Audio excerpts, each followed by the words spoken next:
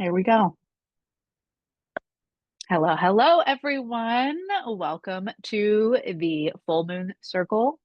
It is August 11th, 2025. I got that date right, right? Yes. And the full moon was a couple days ago. It was a full moon in Aquarius. It was about 2 days ago, but we are definitely still riding on that full moon energy. And I did not realize this when I had planned the circle for this time. But hi, Laura. Nice to see you. Um, I did not know that when I planned the full moon circle for today, that today is a extremely significant astrological time for another reason. So I'm going to talk about that in just a minute, but let's go back to the reason that we're here, which is to honor the full moon, what I like to call one of the two punctuation marks in time in the lunar month. Mostly that's the new moon and the full moon. These are these two moments where, if we're going to look at the moon, how the moon changes every day for the new moon and the full moon, it kind of stays about the same for a little bit longer. So it's as if that time is pausing a little bit. And I like to see that as a time that invites us to pause and reflect and just take a moment in our busy lives to be like, hey, let me reorient myself with what's going on in the world and in the cosmos and my own life and my own inner process. So, one of the reasons that I really like working with the moon is that, I mean, for me, it is a reoccurring invitation for my own inner process and understanding what's going on within me. It also is a wonderful template for understanding, I call it the creation cycle.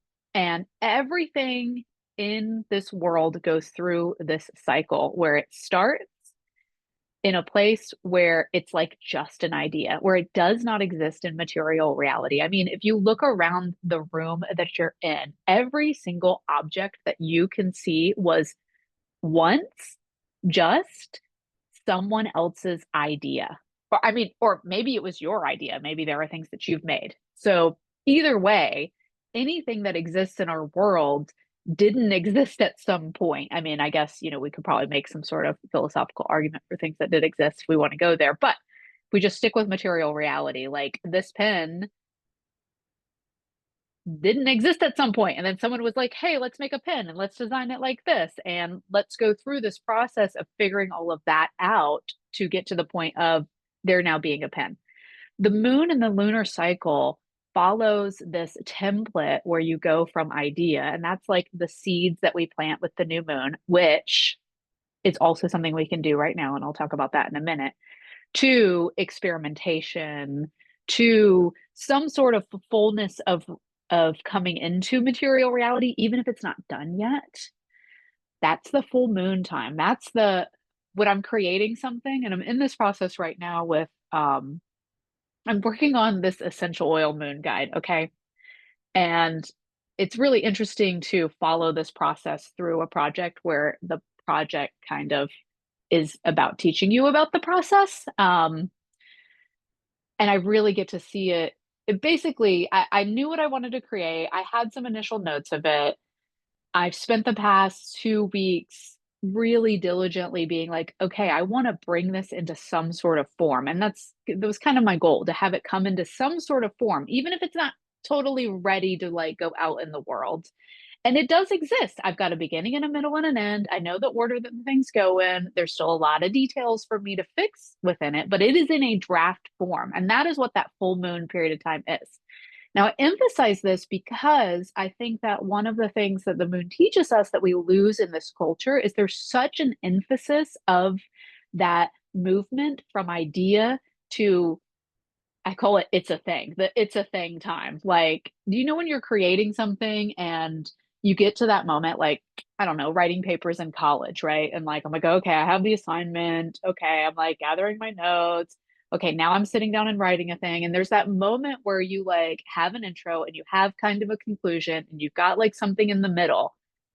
And it's not what you're going to turn in, but like it exists. There's a file on your computer, or there is a Google Doc that someone could probably follow. That's that full moon time. Now, there's this whole other half of that cycle that I think gets lost because it's about like, it's not as glorious as the high action of that waxing moon. It's like about slowing down, about refining what's there. It's about letting go of a bunch of stuff. Like when you edit something, you end up letting go of a bunch of stuff. And that's one of the themes of a full moon, is that time of release and allowing ourselves to let go what isn't working. So this time of the full moon, one of the things that I encourage you to do is to take a moment and look at, okay, well, I can see what did work to get me to where I'm at right now, but what isn't working?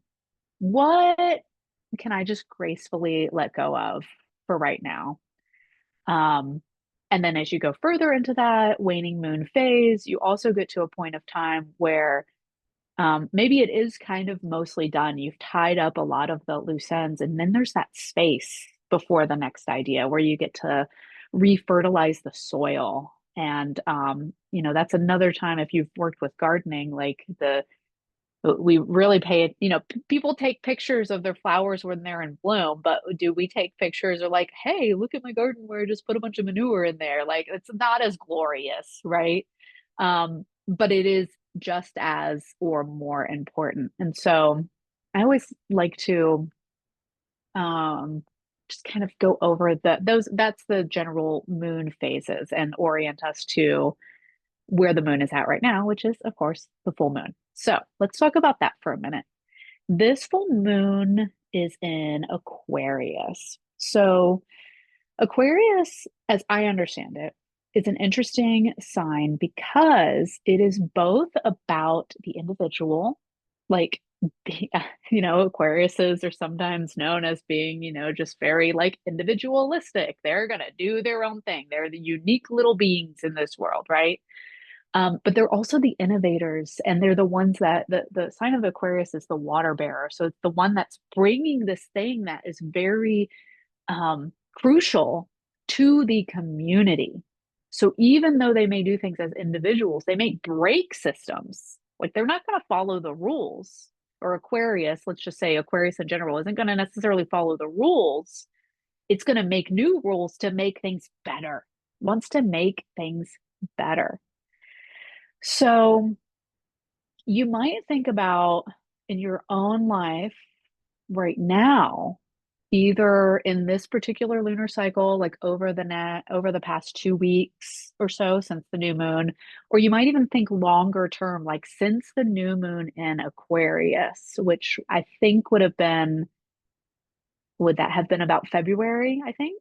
Our February new moon, what since February has sort of come into some sort of fullness, come into like it's a thing. What seeds were planted back then, or what seeds were planted at the beginning of this lunar cycle that has now become like a thing? And how how does that change? How does your view of that change when you think of this sort of dualistic perspective of being an individual in the world, but also working towards the collective?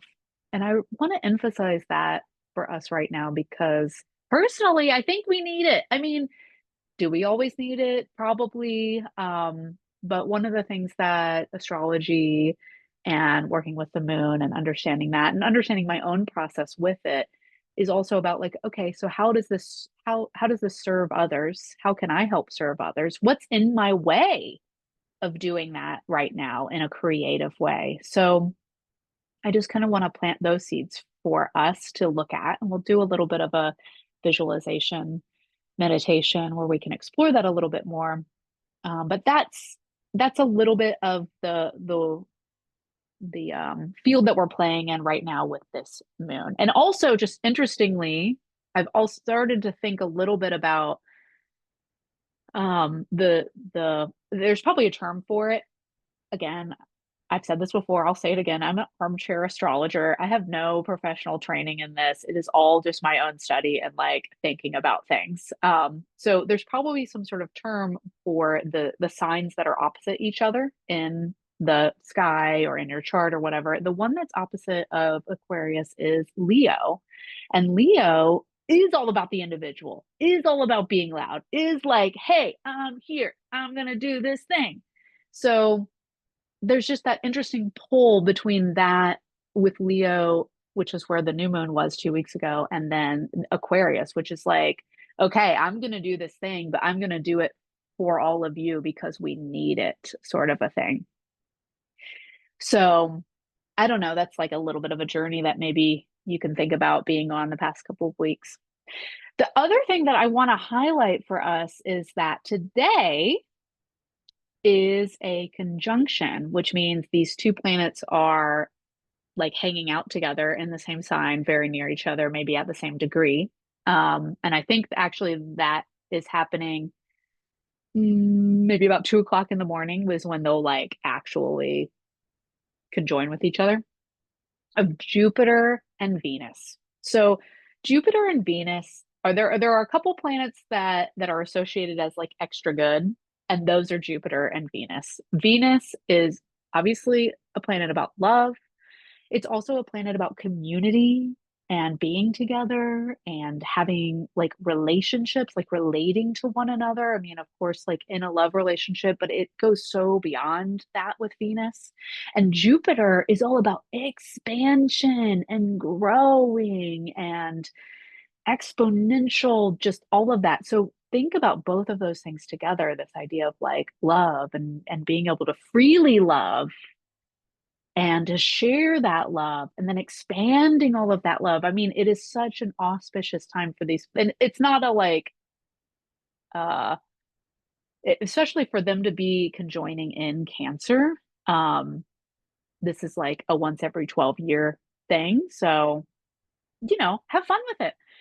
I bring this up because this is actually also, and so the thing with the moon and the cycles in the sky is that there are so many cycles within cycles. So I know when I first started working with the moon, I was like, oh, okay, the moon's full, the moon's new, it's doing this, it's doing that. This is when I plant seeds. This is when I look at how that went and this is when I release things. Um, but there are so many times to do that with other planets. And so with this Venus and Jupiter conjunction, it's actually also a great time to start something new. So, if you want to get a jump start on what you want to plant for the new moon coming up in 2 weeks, this would be a great time to do that.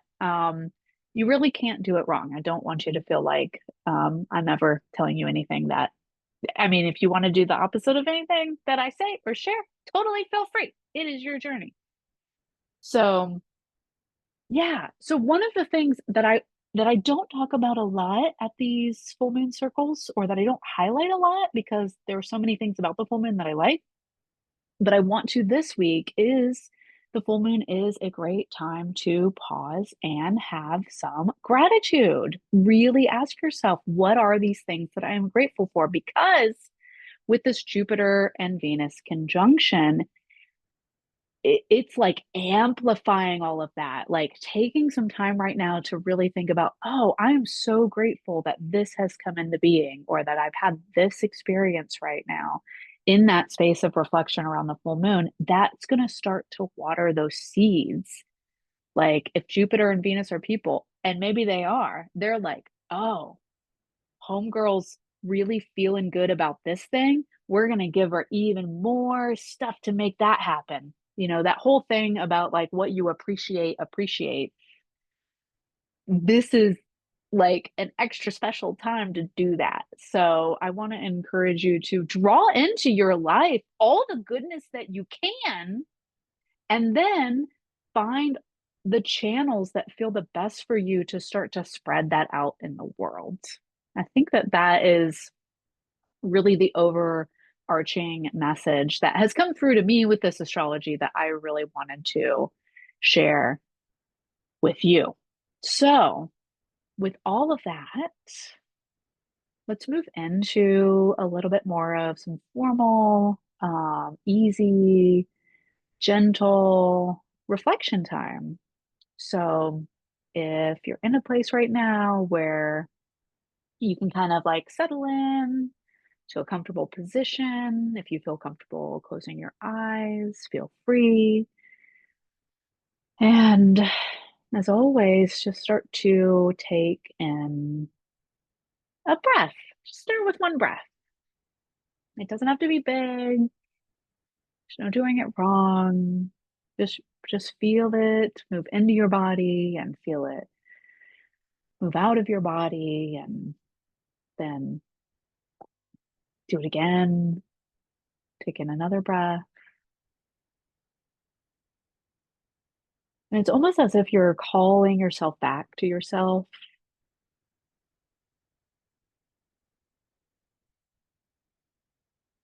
and maybe starting to notice whatever the mental chatter is within your head and know that that's totally okay. And also just feel as if you're taking an elevator down from your head to the heart floor in your body. So, whatever you need to do to just pull yourself more into your chest, into that heart space. If it feels good to put your hand there, feel free. And just starting to breathe into your heart.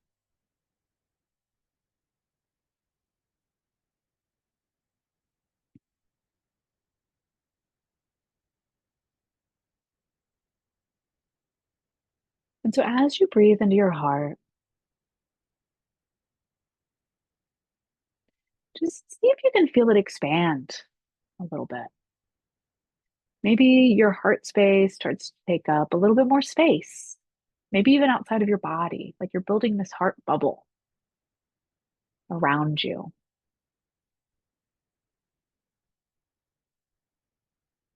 But as you breathe, allow it to continue to grow. So, pulling in that expansiveness of Jupiter in the heart space of Venus.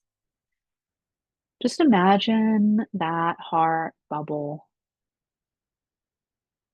or I don't know, maybe like rays starting to emanate from your heart.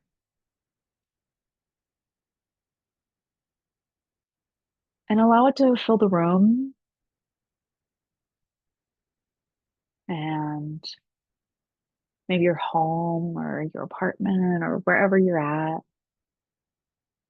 Just imagine it slowly starting to expand outward. And, if there are people that are in your home or maybe in your neighborhood, like just imagine this feeling of love coming over them. Maybe striking them suddenly out of nowhere. Or I can imagine my neighbor, Sandy, just sitting in her recliner watching TV, and then suddenly she's taking a big deep breath. And so just imagine as that love energy expands all around you, the people that it would touch or is touching,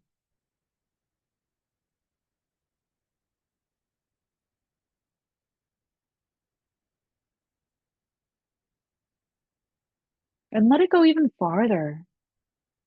I mean, how far do you want it to go? Can it go down the street, across town, across the state, maybe to the other people in this moon circle here? Or if you're watching the replay, maybe maybe you remember feeling our love bubbles coming to you, or maybe you send us some love bubbles. I mean, really, just let that love go wherever feels good for you.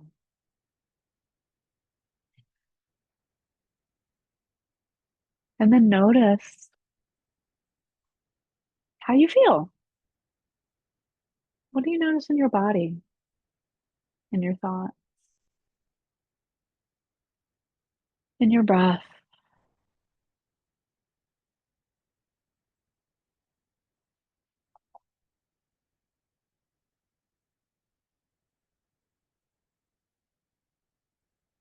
And then we're going to send all that love. Just let it send out. It'll come back. So, taking a deep breath in and exhale, imagine blowing it and letting it go to wherever it needs to go. And then slowly starting to come back, gathering all of your energy back to your body, in this room, and in this moment.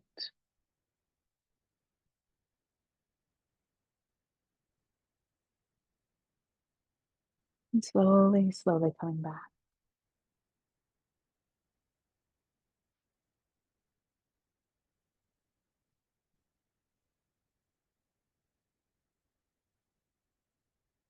And if you've got your journal and you'd like to journal about the experience, of course, feel free. I'm going to give you one question to consider right now. And that is, what's ready to be poured out, released, or shared? What within you is ready to be poured out, released, or shared?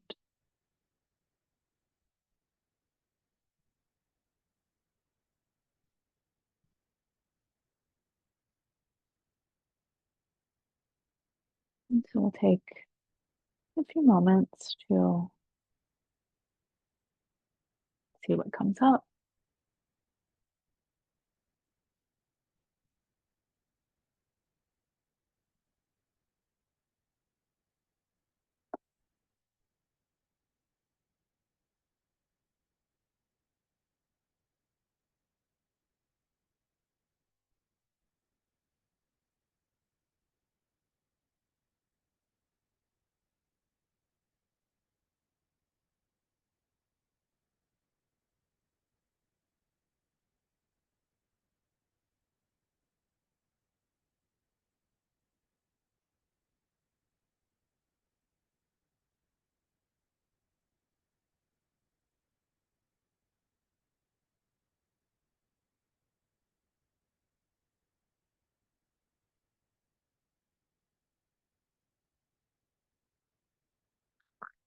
I see that we are almost to the top of the hour, so I want to be respectful of your time. Of course, if you're watching the replay and you want to journal more, please hit pause and continue to journal. And those of you that are here live, um, I want to give you an opportunity to share. I'll stop the recording, um, but I will resend this question and a couple other questions in the replay email. So if you want to take some time tomorrow to reflect more on these, it'll still be a wonderful, potent time to do that. So, um, yeah, let me, for those of you that are watching the replay, thank you so much for tuning in. And I'm so grateful for you and love hearing about your experiences. So please share those. And I hope to see you next time.